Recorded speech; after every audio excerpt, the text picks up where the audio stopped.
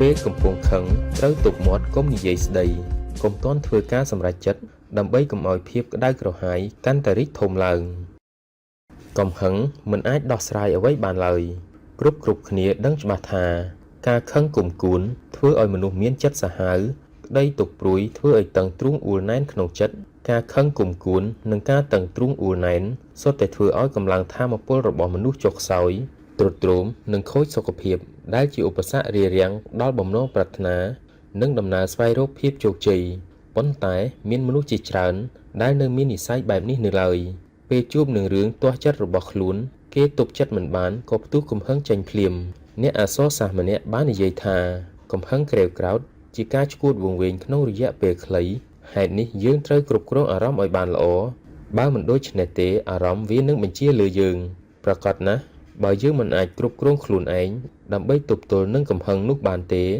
យើងក៏នឹងក្លាយទៅជាអ្នកទោសនៃអារម្មណ៍ដែលមិនត្រឹមតែជ្រុលជ្រោះប៉ះពាល់ទៅលើអ្នកដទៃប៉ុណ្ណោះទេវាអាចថែមទាំងធ្វើឲ្យអ្វីខូចខាតវិនាសគ្មានផលល្អដល់នរណាឡើយបុរសឆេវឆាវថ្ងៃមួយចាងសាន់និងលីស៊ឺទំនេរមិនដឹងធ្វើអ្វីគេក៏មកអង្គុយជជែកគ្នាលេងនៅក្នុងផ្ទះចាងសាន់ក៏និទានរឿងពីកន្លែងធ្វើការឲ្យលីស៊ឺស្ដាប់ខ្ញុំមានមិត្តភក្តិម្នាក់ធ្វើការជាមួយគ្នាឈ្មោះវ៉ាងអ៊ូគេនោះឆេវឆាវខ្លាំងណាស់រឿងបន្តិចបន្តួចក៏ខឹងដែរពេលខឹងម្ដងគួរឲ្យខ្លាចគេវាយតុទាត់កៅអីបោកប្រាស់របស់របរជួនកាលរហូតដល់វាយតប់គេឯងទៀតផងពួកយើងនាំគ្នាខ្លាចវាមិនហ៊ានធ្វើអ្វីឲ្យវាទាស់ចិត្តឡើយលីស៊ឺក៏លាន់មាត់ថា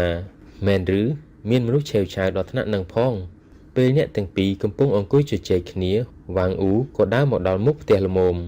បងអួចបើកចំហទាំងអស់ពាក្យគ្រប់ម៉ាត់របស់ចាងសាន់ត្រូវវ៉ាងអ៊ូស្ដាប់ឮគ្មានចន្លោះវ៉ាងអ៊ូផ្ទុះកំហឹងឆេវក្តៅគុំត្រចៀកងើងមុខក្រហមឆេះឡើងសរសៃខ្ទុះគេបោះជំហានញាប់ស្មេសម្ដៅមកមាត់ទ្វារយកជើងធាក់ក្តាំងចូលមកក្នុងផ្ទះគ្មានបងអង្គយូរគេក្រឡេកឃើញចាងសាន់ភ្លាមគេស្ទុះមកក្របួចកអាវហើយដើរចំកណ្ដាលមុខផាំងដោយមិនព្រមឲ្យចាងសាន់អធិប្បាយអ្វីទាំងអស់ចាងសាន់ត្រូវមួយដៃអុកគូតទិសទៅនឹងដីឈាមហូរដាបច្រមុះវ៉ាងអ៊ូនៅមិនទាន់បាត់ក្តៅមិនចាំបាច់ឲ្យចាងសាន់ហាមាត់សុំទោសទណ្ឌគេក៏ហក់ថែមផាំង3 4 5ជើងថែមទៀតឥតសំចៃ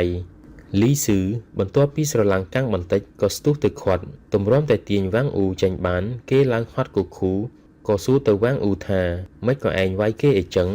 វ៉ាងអ៊ូនិយាយទាំងដង្ហក់ដោយសំឡេងញ័រខ្លាំងថាវាបង្កាច់បង្ខូចយើងមានឆេវឆាវឯណាហើយតើយើងមានដែលធ្លាប់វាយតប់ជាមួយនឹងអ្នកណាវាមួយបង្កាច់យើងត្រូវតែប្រដៅវាឲ្យដឹងខ្លួនម្ដងលីស៊ឺក៏សួរបញ្ច្រាស់ទៅវិញចុះឥឡូវឯងកំពុងធ្វើស្អីតើនេះមិនមែនឯងវាយតប់គេទេឬចាងសាន់វាមាននិយាយអីខុសហេតុអ្វីក៏ឯងមិនទទួលស្គាល់ការពិតអំពើហិង្សាមិនអាចជួយដោះស្រាយអ្វីបានឡើយតែអ្នកខ្លះមិនអាចទំពាលេវាបានគ្រាន់តែរឿងកំពេចកំប៉ុកសោះក៏គេយកកម្លាំងមកដោះស្រាយដែរប្រៀបបីដូចជាបើមិនបានធ្វើដូច្នេះវានៅតែមិនបាត់ភាពល្អកកនៅក្នុងចិត្តលោក Kennedy ជាអ្នកជំនួយអាមេរិកបាននិយាយថាជួនកាលភាគីម្ខាងទៀតគេខុសតែគេមិនបានគិតថាជាកំហុសរបស់គេទេហេតុនេះយើងពុំគួរវាយប្រហារគេឡើយយើងគួរព្យាយាមធ្វើឲ្យគេយល់ទៅប្រសើរមនុស្សឆ្លាតនឹងព្យាយាមពន្យល់អ្នកប្រឆាំងពិតប្រាកដហើយថាពេលជួបនឹងមនុស្សដែលមិនធ្វើទៅតាមហេតុតាមផលការប្រឹងលេបអត់ធ្មត់សង្កត់ចិត្តដើម្បីកុំឲ្យបញ្ចេញកំហឹងវាជារឿងដែលពិបាកធ្វើប៉ុន្តែសូម្បីតែរឿងតូចតាចបែបនេះយើងមិនអាចទប់ទល់បានទៅហើយបែរជាប្រើហិង្សាតបតទៅវិញឯអ្នកម្ខាងទៀតក៏គ្មានផ្លូវនឹងចុះចាញ់ដ៏ងាយដែរពេលយើងដាក់ទៅគេលេងមកវិញបើពាក្យជេរប្រតិចអាភិរហូតដល់ប្រើកម្លាំងបាយដល់ទីបញ្ចប់អ្នកទាំងសងខាងក៏នឹងត្រូវពោមុខពោមាត់រៀងខ្លួនជាពំរួចឡើយអារម្មណ៍ឆេវឆាវសម្ដែងឲ្យឃើញនូវភាពល្ងងខ្លៅ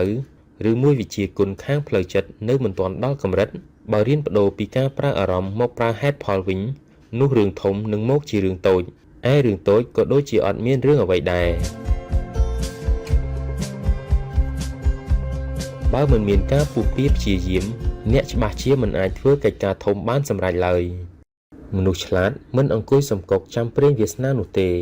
តើរឿងព្រេងវាសនានៅលើលោកយើងនេះមានពិតដែរឬទេអ្នកខ្លះនិយាយថាល្បែងស៊ីសងវាអាស្រ័យទៅលើជោគវាសនាហេងក៏ឈ្នះសោយក៏ចាញ់ វាជារឿងចៃដន្យមិនអាចដឹងជាមុនបានហើយក៏មិនអាចបញ្ជាវាបានដែរអ្នកខ្លះលេង10 ដងចាញ់6 ដងតាមមេរៀនដ៏ជូរចត់ដដែលជាច្រើនដំណរមកហើយមានន័យថាឱកាសដែលអាចឈ្នះមានតិចបំផុតហើយបើសិនចង់យករឿងជោគវាសនារបៀបនេះមកធ្វើបាននោះអ្នកប្រកាសជាខកខ្លួនយ៉ាងធ្ងន់ជាមិនខានព្រោះថាការគិតរបៀបនេះវាគ្រាន់តែជាការស្រមើស្រមៃរបស់មនុស្សល្ងងតែប៉ុណ្ណោះការរីកចម្រើនផ្នែកវិទ្យាសាស្ត្រសម័យបច្ចុប្បន្នសបញ្ជាក់ឲ្យឃើញថាអ្វីដែលកើតនឹងរីកចម្រើនឡើងសុទ្ធតែចេញពីស្នាដៃការព្យាយាមការសិក្សាស្រាវជ្រាវការច្នៃប្រឌិតរបស់មនុស្សទាំងអស់ហេតុនេះអ្វីដែលហៅថាព្រេងវាសនានោះប្រកាសជាមិនអាចជួយបានឡើយក្រៅពីអូសបន្លាយពេលវេលាពីមួយថ្ងៃទៅមួយថ្ងៃពីមួយឆ្នាំទៅមួយឆ្នាំនោះជាពិសេសចំពោះអ្នកដែលមានបំណងស្វែងរកជោគជ័យក្នុងជីវិតគឺគេត្រូវតែពឹងផ្អែកលើការខិតខំព្យាយាមប្រឹងប្រែងឲ្យអស់ពីលទ្ធភាពនោះឯងជោគជ័យឬបរាជ័យរបស់មនុស្សម្នាក់មិនមែនចេះតែកើតឡើងដោយឯងទេវាមានចំណុចចាប់ផ្ដើមនិងមានចំណុចបញ្ចប់របស់វាមានតែមនុស្សល្ងងខ្លៅប៉ុណ្ណោះដែលបណ្ដោយឲ្យខ្សែជីវិតកន្លងផុតទៅជាមួយនឹងការដេករងចាំព្រេងវាសនាទេវតាប្រទាននាំលៀបនាំជ័យមកឲ្យឯមនុស្សឆ្លាតវិញគេពឹងផ្អែកទៅលើការតស៊ូព្យាយាមដើម្បីជោគជ័យរបស់ខ្លួន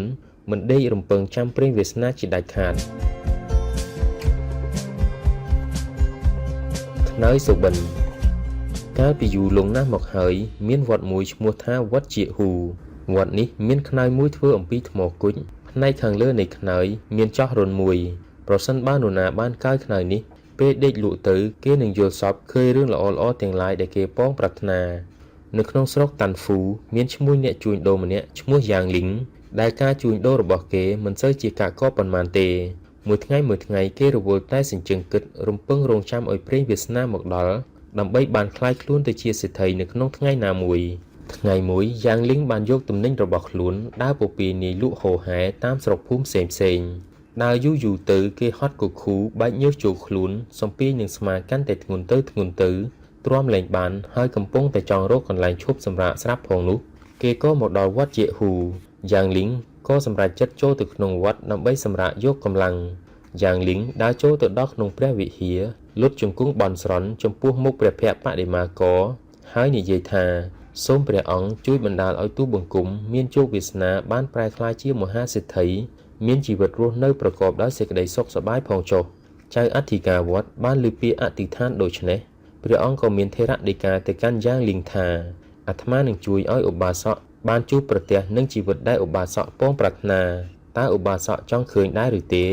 យ៉ាងលីងត្រេកអរយ៉ាងខ្លាំងគេក៏ប្រញាប់សួរបញ្ជាក់ពិតឬដាច់គុណខ្ញុំក៏ណាយល់ព្រមដោយរីករាយចៅអធិការក៏ប្រគល់ខ្នើយគុជនោះឲ្យមកយ៉ាងលីងហើយនិយាយថាឧបាសកដេកសម្រាកបន្តិចសិនចុះយ៉ាងលីងយកខ្នើយគុជនោះមកកាយបានមួយស្របក់ក៏គេងលក់យល់សពអណ្ដែតអណ្ដូងទៅដល់អ្វីមួយដែលខ្លួនធ្លាប់ស្រមើស្រមៃគេសុបិនឃើញថាខ្លួនបានធ្វើដំណើរមកដល់វិមានដ៏ស្កឹមស្កៃមួយទីនោះមានទីធ្លាដ៏ធំទូលាយមានអគារធំមានស្រះទឹកមានសួនច្បារប្រកបដោយផ្កាចម្រុះពណ៌ក្លិនក្រអូបឈ្ងុយឈ្ងប់មានផ្ទាំងថ្មភ្នំទឹកធ្លាក់មានសម្លេងសត្វយំជជែកចចាចឯផ្នែកខាងក្នុងវិមានវិញតុបតែងលម្អដោយគ្រឿងល្អប្រណិត